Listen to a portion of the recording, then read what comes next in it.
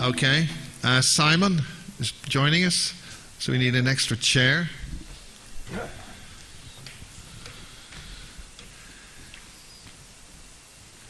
We've got an extra Yeah. chair in here.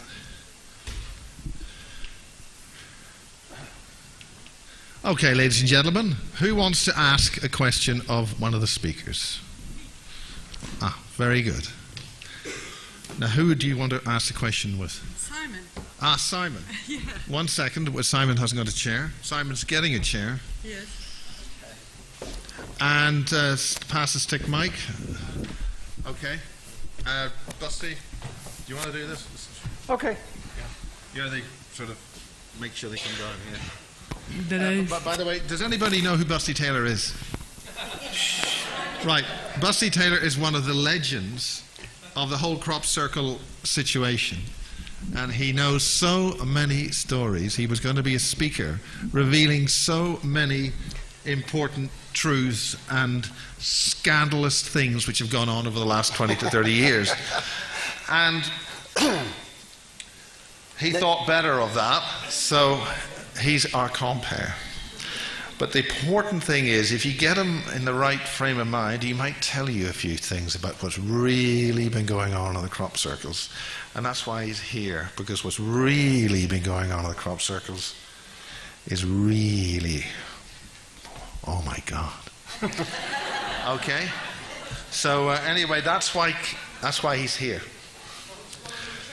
One more chair. Where can I get that from? Oh. You know, you get one bunch of speakers together, show an exclusive drone video, and all the way from America they just drop in just by chance. You've just missed the drone video. I mean, it's the most important thing you've ever seen. Or not seen. Oh, well, do you want a chair? Is this a musical chair? Has anybody got any music around here? it's okay. Right. Okay. If we get. Okay. Yes. There's only a lady this time. Whilst we get you a chair. Sorry. Yeah. We're getting a chair. My question is, you told us about the exchange in between you and the extraterrestrials, and I wonder, what did you get? Because you said it was a change on level of the soul. Closer. Oh. Okay, I think I understand the question, but if I don't, please just say. I've always made it clear that I don't consider that I have an earth human soul. So I feel naturally aligned to certain groupings. Mary talked about families. Just as perhaps an earth human will have a very close relationship with an earth family, as you would expect, I would have a close relationship with a non-earth human family. So it's wrong to look at it in terms of closer. Bloody earth technology. In terms of what am I getting out of this, you're absolutely right. That's the 3D world we live in. What am I getting out of it? The reality is, it's what I signed up to do. Okay? And I signed up to do was to do a small part, which when added to all the other parts that everybody else is doing, hopefully is a tipping point from which we can't go backwards. So it's a belief in myself that what I'm doing is beneficial to the vast majority of people.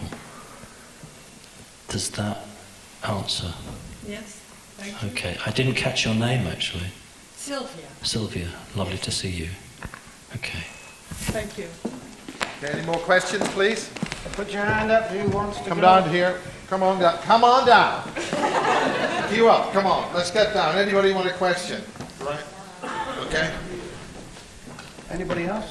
And if you could identify the speaker you want to speak to first, so they get. Yeah, so I have a question Okay. for Maria.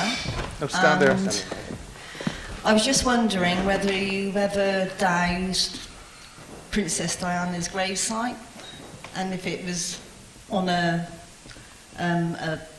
positive ley line, if you like. You were saying that the royals and the hierarchy tend to have the more positive sites. Have you ever looked into that? Because I sometimes wondered if she was actually buried there, just as a matter of interest.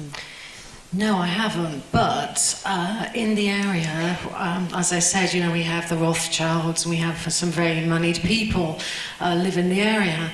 And there's a house near Pusey, near the Rothschilds pyramid structure, and that has a huge picture of Lady Diana. Now, one of their kind of rites, if you will, of passage is to be illuminated. And to be illuminated is you have a long access line going down the house, which is on the crossing point of two leys and over the sacred inner waters of the earth and that electromagnetic field, which is more important than the water. And she was depicted as the triple goddess. So you could see Diana to the side, and to the front. And she used to go there, and she loved this landscape. And the house where she used to go has all of the kind of landscape that is really beautiful. It had a lake, and lots of the royal family would go there. And it's where they would be illuminated. It's where their image is captured by the light of a kind of, you know, big shiny light, which they called the sun. And so, yeah, it was part of, this landscape is used for part of the Royal Bloodline's ritualistic affairs. But no, I don't know the graveside. I should get my butt up there and douse it. Okay. You've inspired me to do so. Thank you.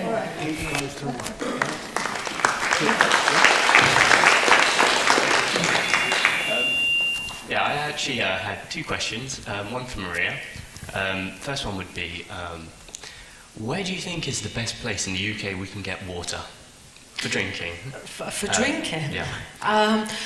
Well, again, to hit those kind of Ian aquifers, you do have to go down a long way. I mean, I really think that we can change, you know, our own body water by switching on to good, healthy water. And one really cheap way you can do this is just to get imploded water vortex, and that will switch your water. Because water diviners do, I mean, I'll bring it tomorrow. I'll teach you how to detect your own water within seconds. I'll bring it in. Use a colour dial, so that any water that is rich in iron will come out red on the colour dial. Any water rich in calcium will come out white. And you have these codes.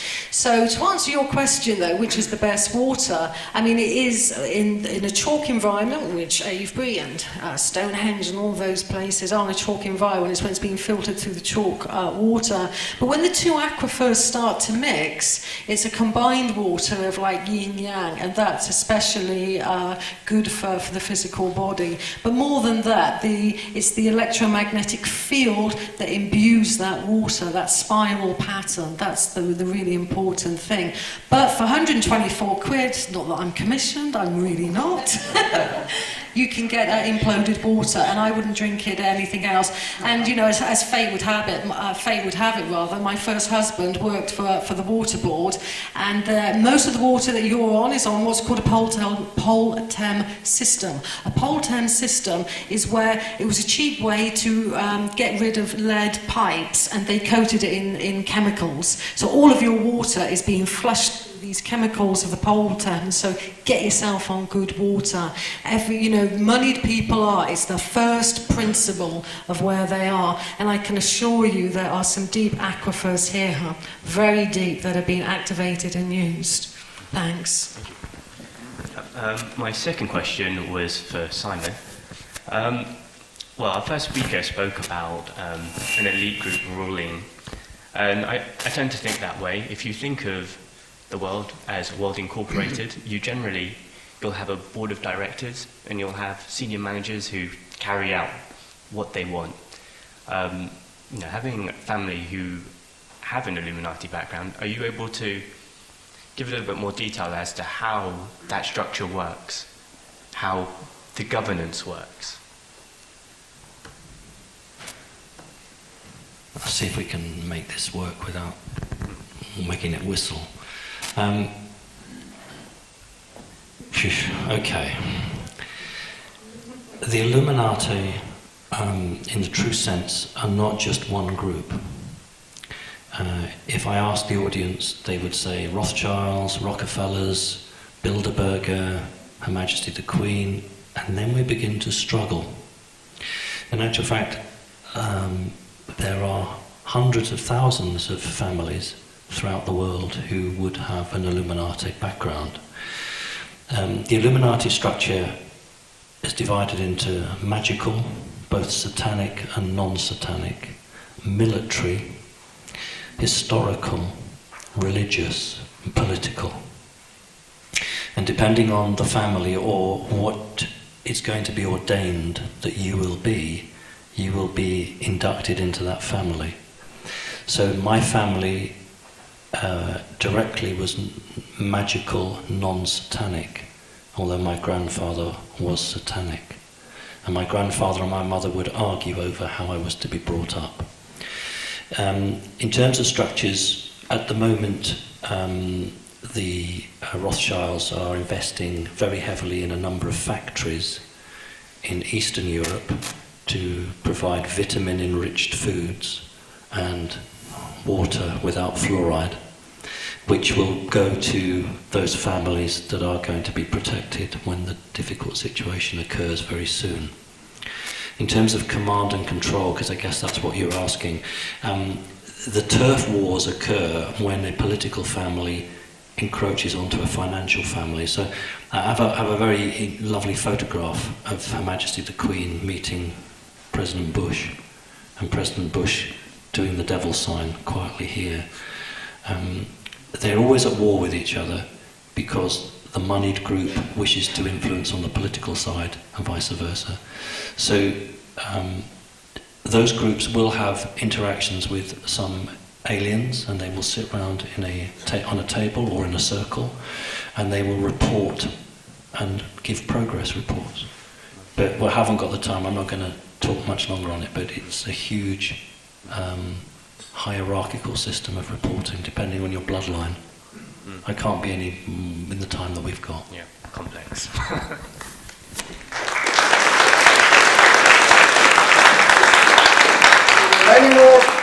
Any more questions? We've got 8 speakers here. Come on. Don't be shy. All right, my question's for Maria as well. How bad would you think it was that I live in a property in London that has apparently 4 negative ley lines crisscrossed beneath it, and some rather odd things have happened in that place since I've been there, but is that bad?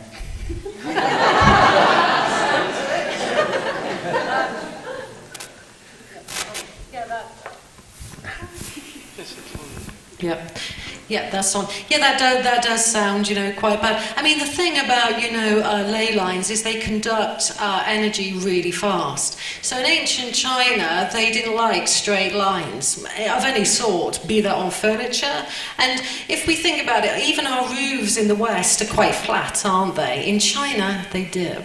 Yeah, they dip because that allows the chi of the environs to flow faster. So if I was living where you are on that, my first thing would be to slow the energy down and then harmonize it. You can easily transform earth energy by working with it in particular ways. And talk to me later and I'll give you some really, really good tips on that.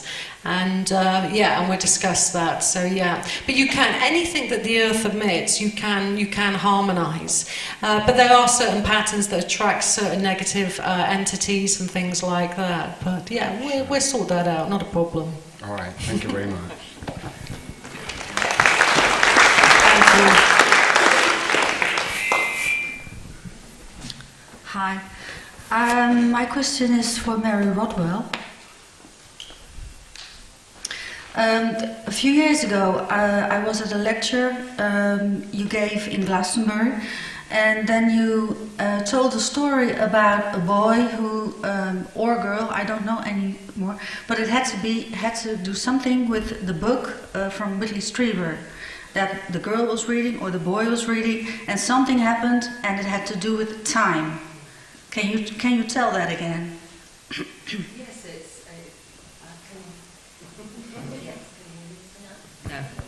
yeah, I can hear it now.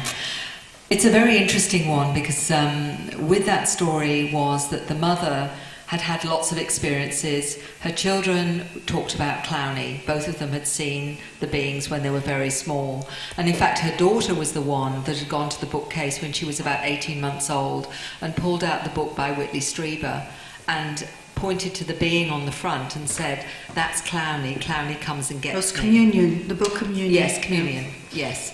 What happened since then was the son too was having experiences. They both drew the beings and called them Clowny. But one thing that fascinated her was the son, when he was 5, started to take the book Communion up to bed with him. And it was interesting because she didn't know why, he couldn't really read it. He used to scan the pages with his hand, and her daughter would take it the alternate night. And what was fascinating was that they literally shared it over a while. Then one day, they both came down with the same book. And she said, "How could that be? What was going on there?" And I got understanding from a young man who lives in the UK that's had experiences, and he understands about space-time. And he said, "Oh, that's easy, Mary." He said what happened was that through that experience, he said that was actually the same book from another time. So in other words, time and space means nothing to these children. They're able to actually go back and access the same book and bring it back, so they actually both had one. I mean, he had another quite interesting adjunct to that, which I can't fully remember without going back and reading his exact explanation, but basically it was the same book but coming from another timeline, if that makes sense. Yeah. Which sounds, when I hear now of what the children can do and how they can do this, that now isn't terribly surprising, because they can even be taught to walk through solid objects and this kind of thing as well. So space-time, as Simon would know, is an illusion in the way that we understand it, certainly, in linear time for certain. I hope that helps. Yeah. Thank you.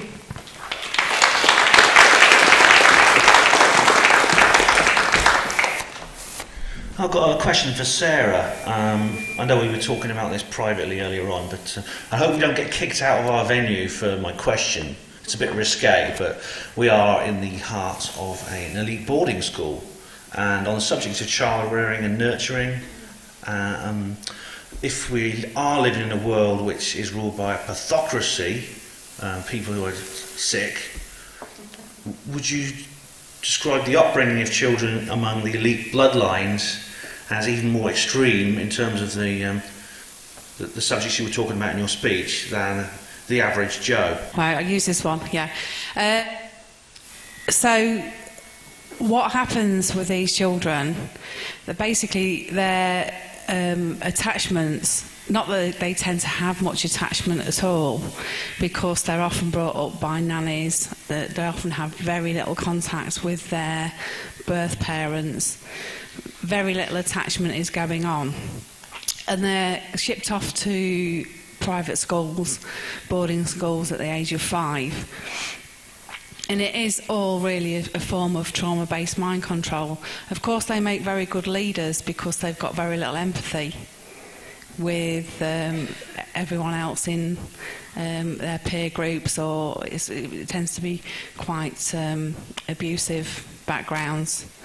And it was interesting that when I was counselling, I had a friend who was training at the same time as me in a school in Lincoln, and she both worked in a private school and she worked in a state school, a very deprived state school, and the problems were very similar in the children, both with the poverty and with the very, very wealthy children who have everything sort of materialistic, if you like, but have very little love. So very, very similar issues. But what tends to happen is that children who go through the private school system basically become leaders. They become leaders. They become excuse me, sorry. They become coming and going about right for me. And of industry, of business, of law, of all of these things. Often these are the ones that are entrapped at a very early age with their dirty little secrets. And I think we're seeing with not a lot of politicians, but an element of politicians, it's really coming out now about the satanic child abuse that's been going on. And once they have been captured, if you like, with their dirty little secrets, they're owned. So it's quite sad, really. And I mentioned to you yesterday that there was only 2 people in my local area who went to private school that I know of. One died a horrible alcoholic death in his early 40s, late 30s, early 40s. And he used to tell me 25 years ago, I was a barmaid at the time, and he used to come in, he used to top up in the pub I worked in. And he used to tell me what was happening in the children's homes 25 years ago, before any of this came out, and what happened to him and what was happening to other people he knew. The other person I know who went to private school has ended up in and out of prison, and last I knew he was in prison for creating child porn and downloading child porn. So, you know, it gives you an indication of. And that particular guy tried to burn the school down, which I do. That is when you look at Gary Winship's work, the fire starting is a good indication that there's sexual abuse going on. So yeah, definitely. Yeah, like Winston Churchill is a prime example, I think. And thanks very much, Sarah. You're welcome. Thank you.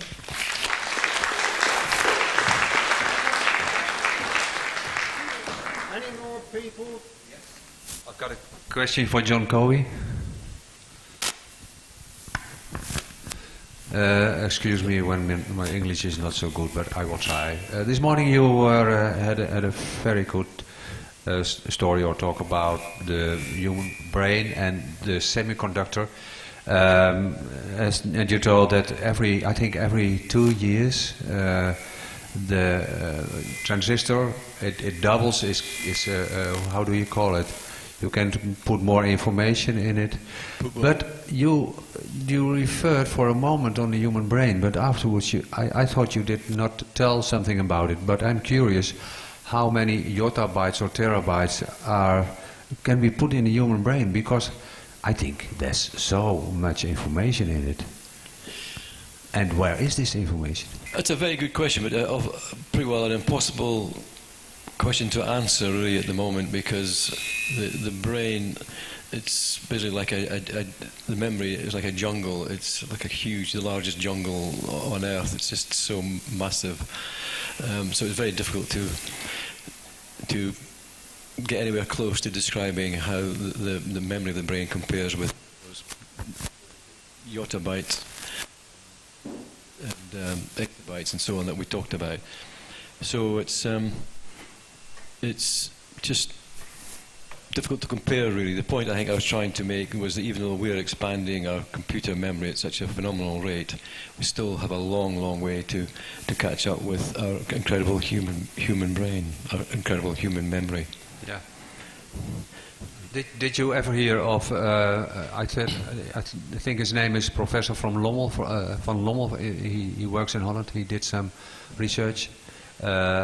Especially when people are clinical dead, right? And when they come back after they have reanimation, he said that many of these people can remember what happened during the time that they were clinical dead. So he has a theory that all the things we know are not in our brain, but that only we are a sort of tuner, and that all the information is somewhere outside us.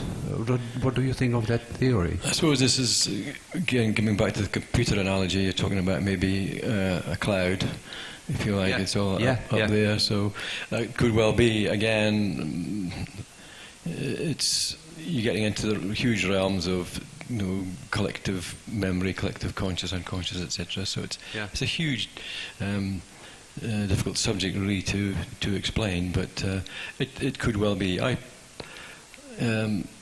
It's, I suppose, like again another computer analogy. You got your computer and you got an attached hard drive that's attached to it. So there could well be attachments to the human memory. Yeah. Okay. Thank you. Yes. Yeah. See if it works with me. Yeah, the microphone works. Hoi. I'd like to say something about this memory, because my experience is that whenever you are asking for information, it will be given. And yes, there is this huge field of information that is endless, without limit. And we all have the ability to pick up this information. And, it's what I've been talking about before, is that our mind is more in our heart, and our heart has far more connections to nerves and receptors than our mind. So it's not the capacity of the brain or the mind that does the work. It's our connection, our allowance, the heart to be wise enough and get the information that you need. For me, and it was a kind of questions to everybody here, I noticed that when someone likes to be healed on a certain issue, the information about the issue comes. So if there is a need, it's not in a game. You know, it's not, you know, you have some entertainment there. It's quite a serious game. Still, there's a lot of humor as well, I must say. But the thing is you were saying about the negative energy about your house. I was taught that negative energy there is no negative energy, there's only energy. So we label it in a certain way, make it black and white. Of course, there are a lot of horrible things going on because we experience them as being painful and horrendous because that's how our system was constructed. But we are not able yet to really conceive where it is about, where negative and positive is about. So that's the information that's coming to us now. And that's why it's so important to know that when you're working with negative energy as in a house or in the earth as well, that energy needs to go somewhere. And you can lower it, higher it, but it needs to go somewhere. So you cannot say, I don't want it here. You have to work with it, and that's essential, I think. But if anybody likes to say something about this black and white thinking and what to do with negative energy, please do, because it would... It's not about negative energy, it's just about this Marlborough College, because I'm a local, and a lot of the students here used to come to me for readings and things, because I do like astrology and things. And one great little hippie chick that used to come to see with me, called Zoe, she did a whole map of what's underneath here. Yeah, because they don't get wet going from building to building because the college own lots of land here. There's a tunnel system under here, and she took a picture of a fire engine, an ambulance, and massive storerooms beneath this whole complex that go right to the Sun pub and the library the other side of here. So you know they're looking into what you were saying, Simon, about anything that comes. These kids, they're pretty unique. They're safe here. And just up the road, you have a pub, and it's called the Green Dragon. Have a look down the side of the Green Dragon, because there's openings that take you through the tunnel system. So another ex of mine and me decided we'd go down to the tunnel system. And within, no joke, in about 5 minutes, we were aptly arrested and saying that we couldn't go in the tunnel system. So yeah, spent the night at Swindon Police Station. Saying we were investigating, the New World Order. Whoops!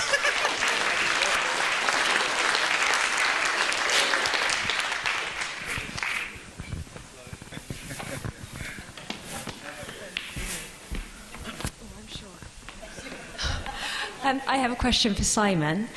When you did the This Morning programme, you said that they wouldn't let you show the picture of the reptilian. Why was that?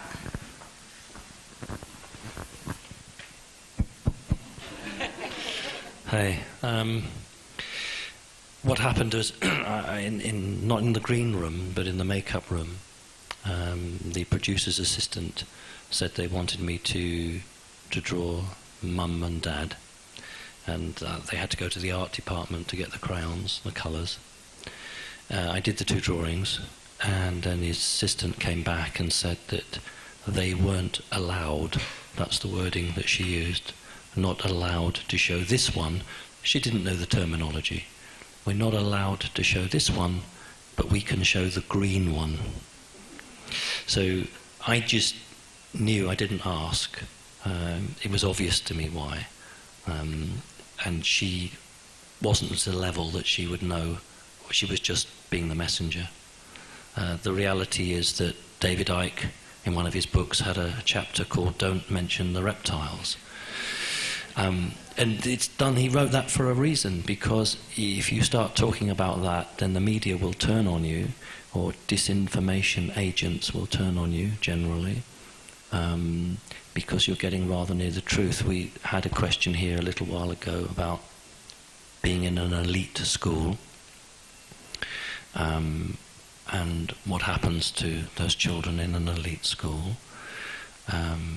And Alex Collier did some very interesting work regarding missing children throughout the world, and Dean Andrews did some very interesting work on missing children, and the faction of the reptilian culture has an awful lot to answer for in terms of missing children.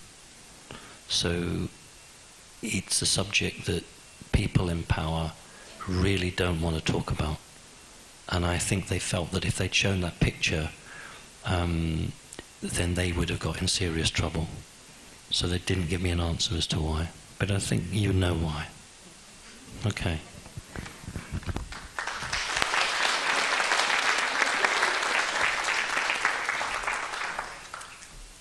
My name is Beat. I'm from Switzerland. We really have a lot of problems to solve, and the distinguished speakers today were really opening up for many things and giving a lot of chances. But I'm shocked. I'm still under shock because of the introduction that Miles made. Actually, the question is for Miles.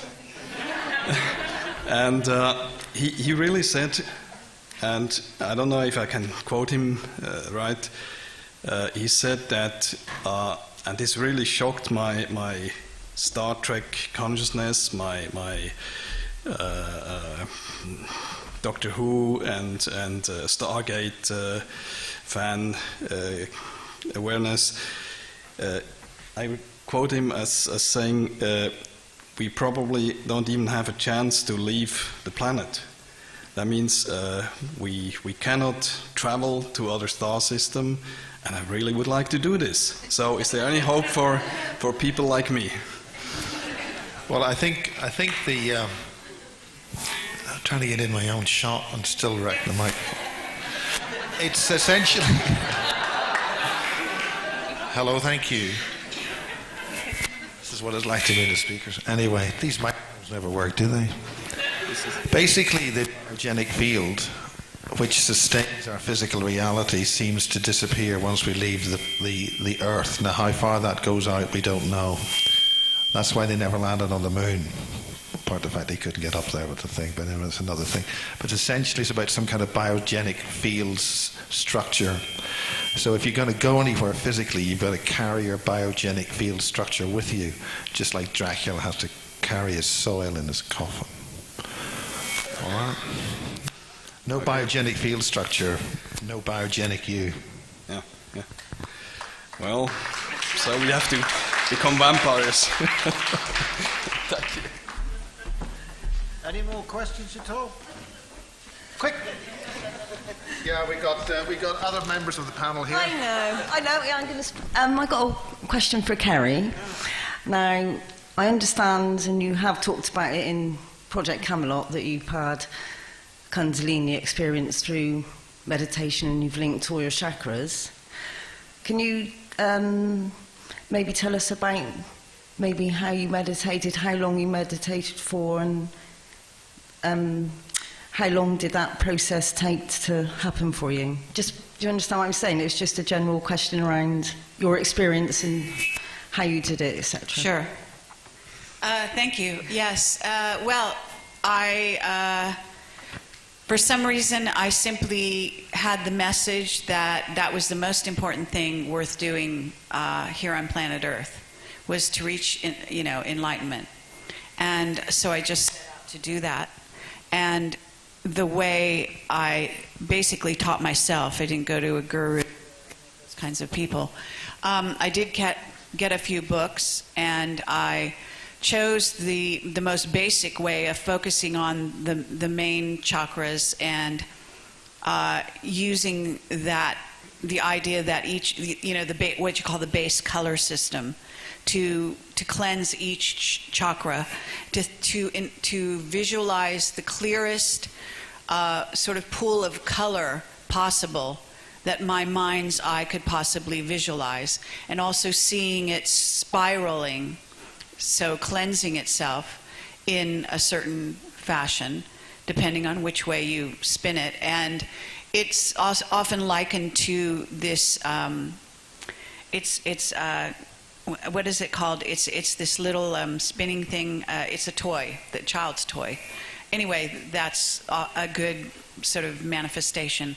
And so what I did is meditate every day for about maybe a month, really intensively. I mean, I had meditated up to then, sort of learning how to meditate and all of that.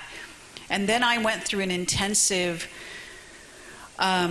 change in my body, in which I went through my entire body and broke down all the problems in my body. I seem to have some kind of guides. I haven't talked about this really before, but just a short opportunity to do so. So I did have a cleansing process that I went through, in a sense you might say in preparation. And then I spent maybe an intensive month meditating every day, and I was staying in a loft of a friend in New York City, and in Soho, as a matter of fact, and was fortunate enough not to have to go to work most of the time. And so I really just kind of did that every single day. And I had a breakthrough. It was a bit after that, because I had to move from that place into another place and so on.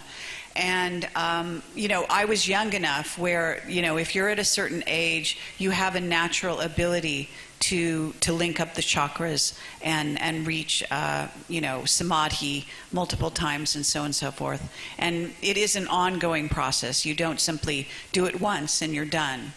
So it's a growing, evolving process. But I think at that point, I think I was in my early 20s. And so I've done it all my life, and I do have repeated samadhi experiences, and sometimes they're ultra triggered by power places, even to this day. I'm being actually triggered here. There are power places here, as you know, Avebury and others. Since there's so many, Silbury Hill. Actually, this mound here, we were just walking on it earlier, Marlborough Mound. It's a very mysterious mound in it, so it does have energetics. I can feel the energy in my hands. But you do have to cleanse yourself. I mean, I wasn't eating meat at that time, although it doesn't. Ultimately, I don't think it matters so much, like what you're eating. I don't think you should be drinking and smoking, so I wasn't doing that. But basically, I was just sort of living a pretty clean life. And it was just my focus, and obviously focusing on my crown chakra, and so on. But my body was completely ready to do that. Now, if you're older and you're starting it now, you're going to have to do a lot of work to get yourself into that position. But let me also say that there are energetics coming into the planet at this time that are jump-starting the Kundalini energy of even older people. And that's why you're starting to see some older people starting to look younger. I'm just watching Miriam. Okay. And because that's what's happening. Their Kundalini is starting to get activated again. And I do want to encourage people. I know they're trying to fence off what I call power places on planet Earth, but those power places actually will jumpstart your Kundalini activation and can actually help you kind of go over some of those hurdles probably physically. But let me also caution you that in jump-starting your Kundalini, if you do have health problems, it is a snake. It is a snake of light, and it will burn through the impurities and the things that are wrong with you. And lots of people, I mean, San Francisco is one of the most enlightened cities in this regard in the early year, I think around 2000, and started having Kundalini clinics for people who would go to a doctor and think they were having a heart attack when all they were having was a Kundalini activation in which the heart, the chakras, the snake was rising to the place in the heart and then reaching, obstacles at that point and attempting to burn through them. And because the person didn't understand what was happening, they would go to a normal doctor who, of course, would not tell them anything and probably didn't know anything. And they would prescribe a bunch of, prescription drugs and things that would then deaden the Kundalini. And, it's all over for the person, basically, as far as getting any further with that process. So, I'm not a fan of normal medicine, obviously. And, I have to say that you have to understand that. Now there's ways, it is involved. And so I know you're asking this, and I shouldn't take a lot of time, but because you asked, I have to responsibly tell you. And I will talk about it maybe at the end of my speech tomorrow, but there's a gold cord and a silver cord. There are many books out about this. You should read them. And use your intuition to decide which books knows what it's talking about. Because there are a ton of people out there talking about Kundalini activation that actually know nothing about it. It's all intellectual. They think they know, but they have absolutely no idea. And I can look at a person and tell you whether they have it or they don't, and whether they're developed or they're not, and how far, and so on. It is visible, in a person's physicality. And yogis knew this, in the East. I mean, this is all process. Now, you can slow down the burning sensation by getting into a bathtub. So if anyone here is having this kind of sensation, you're having pain associated with Kundalini activation, then you can immerse yourself in water and just lay there, and it will start to ease and dissipate, so it can go out beyond your physical body, and it will start to expand. That will help. Meditating it down like you would in a thermometer, bringing down the silver cord is going to cool you down. The gold goes up through the chakra, the crown chakra, so it's bringing it down through meditation. That just as you would to your base chakra. This will cool you down and get you out of what could be a dire medical situation. And there's much more to it than that, but that's the shortest answer I can give you. All right, yeah, lovely. Thank you very much.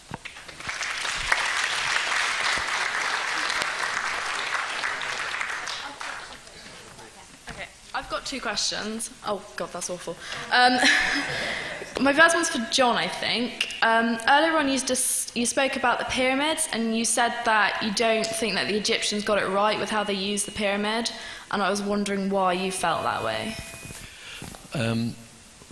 I was fortunate enough to go into the subterranean chamber in the main pyramid in Egypt, and I was shocked how large it was, and having gone down, it was a big area, and in the middle of this really large chamber there was a well, and we're talking here about it being, say, something like 30 meters beneath the base of the pyramid. So this would all have been dug out of solid rock before they actually started to build this multi-million ton pyramid on top. And to me, as I mentioned this morning, the presence really of water in the pyramid, to me, is to do with life, to do with birth and life, rather than the conventional thinking is to do with death and the afterlife.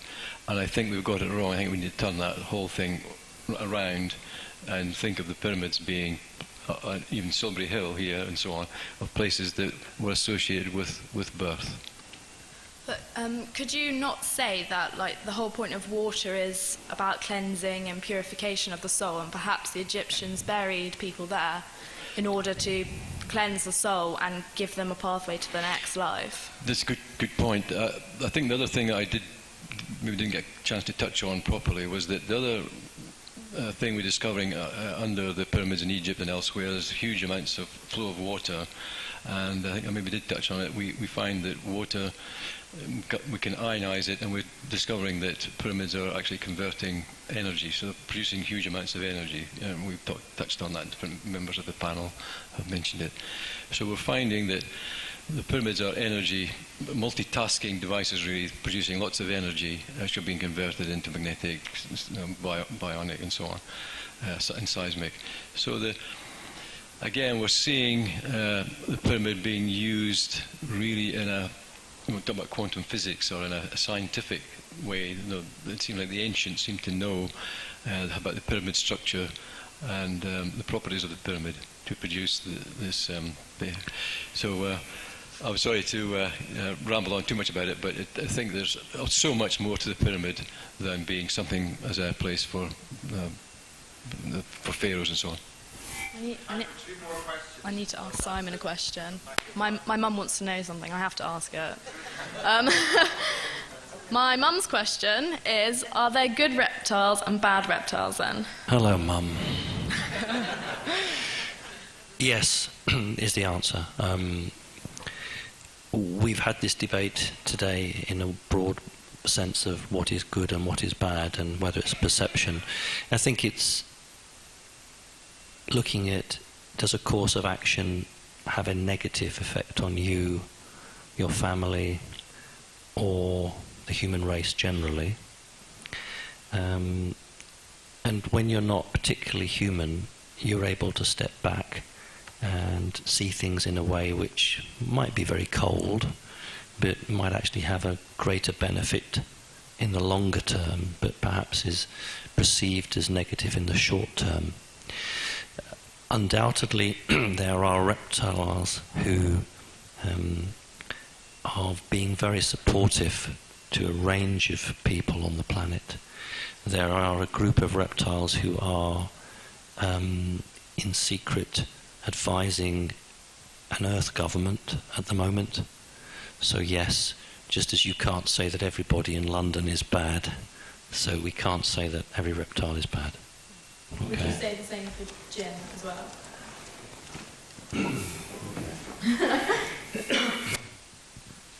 Right. Jinn is slightly different, because jinn generally are contracted by whoever conjures them, and it is the agreement of the conjurer. So for instance, in the Illuminati, you will pay a magician to attack somebody with a jinn. That jinn will have to do that because it's been spelled. Now, it doesn't mean the jinn is bad. It is the human who sent the jinn is bad. 4 sorts of jinn. One jinn that particularly loves to live in the mountains. One jinn particularly loves to live by the sea. I live by the sea. I think that should tell you something. So no, we can't say good or bad in the elementals case. It's about humans using these creatures. I will just quickly say that the jinn aren't particularly happy with humans because human consciousness pushed the jinn out. So you've already got a fertile ground there. Okay.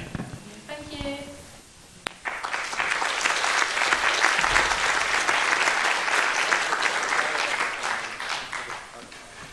Okay, this is a question for Gary.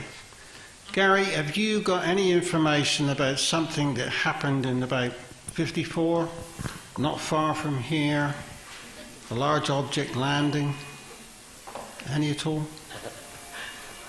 Because I got tangled up with the crop circles starting in 85, and about 88, what happened, somebody said to me, Busty, this person didn't want to talk to you, but he wanted to inform you that on Salisbury Plain in the 50s, a large object landed and stayed for 2 days, and when it left a dent in the ground, and they worked out its weight due to what happened, and it weighed over 2,000 tons. Have you any information on that?